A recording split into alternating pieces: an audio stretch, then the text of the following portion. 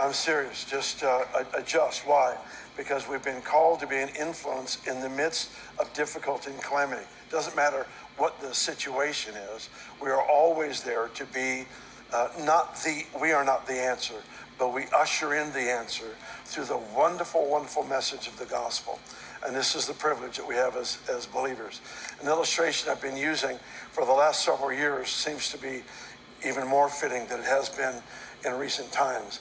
And that is what you see in scriptures. You see that Israel in the wilderness, when it was in the heat of the day, God would manifest as a cloud, a covering, a shelter to bring coolness. In the cold of the night, he was there as a pillar of fire. He shows up opposite to his surroundings.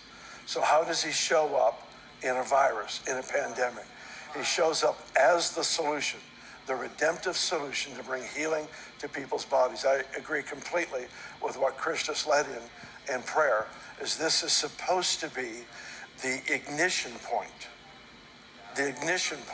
for a massive healing revival, unlike the world has ever seen. I believe eclipsing what took place in the 50s, which was the greatest thing I believe the world had ever seen, the things that took place in that particular period of time. I remember talking to one of the revivalists, a man who was alive during that era, to see what God was doing. And he told me at one time there would be up to 350 revival tents scattered all across the nation, with miracles taking place unlike anything had been seen before. And I believe what God is doing right now is going to eclipse that.